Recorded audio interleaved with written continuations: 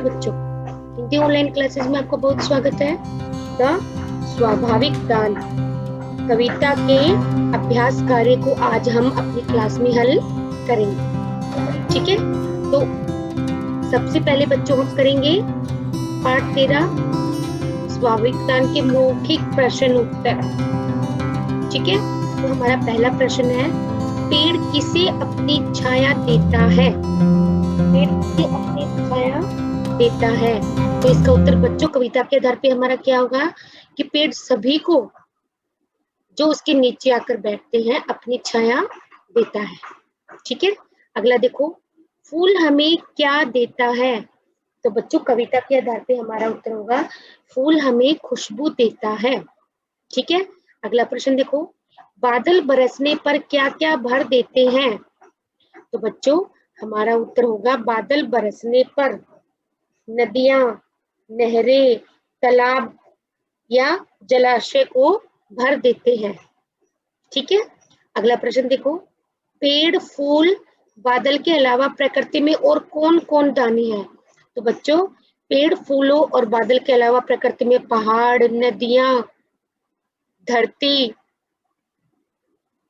पानी, हवाएं, हवा, ये सभी दानी हैं जो निस्वार्थ भाव से दान देते हैं। ठीक है बच्चों, अगला प्रश्न देखो, किसे कोई भ्रम नहीं है? तो कविता के आधार पे हमारा उत्तर होगा कि जिनका स्वभाव ही देने का है, यानी कि जो स्वभाव से ही दानी है उन्हें कोई भ्रम नहीं है। ठीक है, तो ये हमारे मौखिक प्रश्न हुए। उसके बाद अगला हमारा आता है लिखित प्रश्न उत्तर देखते हैं। तो पहला हमारा प्रश्न है कि बादलों का स्वभाव कैसा है? तो बच्चों जैसे कि हमारी कविता में हमने देखा, तो उसके आधार पे हमारा उत्तर जो होगा वो क्या है कि बादलों से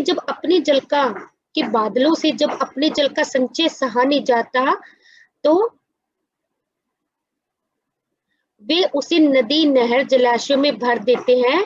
यानी कि बादलों का स्वभाव देने का है, यानी कि वो अपने पानी से नहरें, नदियां, जलाशय आदि को भर देते हैं।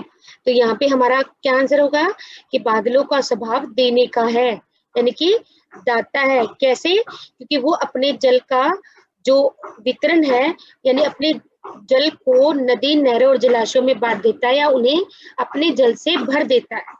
ठीक है, अगला प्रश्न देखो, भेदभाव कौन करता है? तो बच्चों हमारा उत्तर होगा स्वार्थी लोग या जिनकी पूंजी कम होती है वे लोग भेदभाव करते हैं। यानी कि जो मतलबी लोग होते हैं और जिनकी पूंजी कम होती है, पूंजी मतलब जिनका दिल कम होता है, जिनका दिल नहीं होता है, छोटे दिल वाले जो लोग होते हैं, ऐसे लोग भेदभाव करते हैं। अगला देखो, कविता में सच्चा दानी किसे कहा गया है और क्यों? तो कविता के आधार पे हमारा उत्तर होगा कि कविता में सच्चा दानी बादलों को, पेड़, फूल और जो बिना किसी मतलब के दान देते हैं उन्हें ही सच्चा दानी कहा गया है। क्यों कहा गया है? क्योंकि जो स्वभाव से जिनका स्वभाव ही देने का होता है वही सच्चे दानी होते हैं और ऐसे लोगों को कोई भ्रम नहीं होता है। तो कविता में सच्चा दानी किसे बताया गया कि वो दानी जिनका स्वभाव देने का है, जो निस्वार्थ भाव से देते हैं, क्योंकि ऐसे ही लोगों को कोई भ्रम नहीं होता है।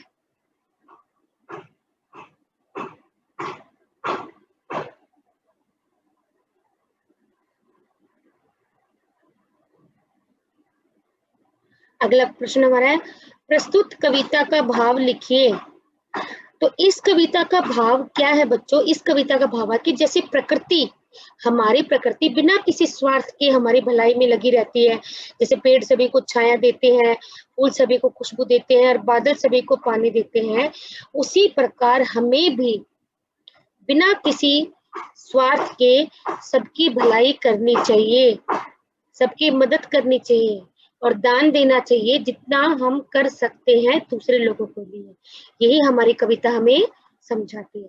ठीक है बच्चों, तो मौखिक और लिखित प्रश्नों के बाद अगला हमारा आता है प्रश्न संख्या 2, सही उत्तर पर आपको टिक का निशान लगाना है। जैसे पेड़ हमें क्या देता है, ठंडी हवा, छाया या दोनों। तो बिल्कुल बच्चों, पेड़ हमें दोनों देता है, ठंडी हवा भी और छाया भी। तो हम दोनों वाले पे टिक लगाएंगे। ठीक है, अगला देखो, बादल किसका संचय करते हैं, हवा, जल, कोई नहीं। तो सेकंड ऑप्शन हमारा करेक्ट है, जल। ठीक है बच्चों, अगला देखो, कौन हमें बिना किसी भेदभाव के खुशबू देता है। तो बिल्कुल पानी नहीं हो सकता है, तो हमारा जो उत्तर होगा वो होगा फूल, क्योंकि फूल बिना किसी भेदभाव के हमें खुशबू देता है। अगला देखो, जो व्यक्ति दान करता है उसे हम क्या कहते हैं, हम उसे कहेंगे दानी। क्या कहेंगे बच्चों, दानी। ठीक है, अगला हमारा जो प्रश्न है वो है कविता की पंक्तियां पूरी कीजिए। तो बच्चों, कविता को देखकर आपको ये पंक्तियां पूरी करनी है। ठीक है, अगला प्रश्न देखो, तो बच्चों ये हमारा आज का अभ्यास कार्य था जो हमने पढ़ा और समझा। इस अभ्यास कार्य को आप अच्छे से देखिए, फिर से समझने की कोशिश करिए। इसके आगे का अभ्यास कार्य हम अगली कक्षा में करेंगे। तब तक के लिए नमस्कार बच्चों।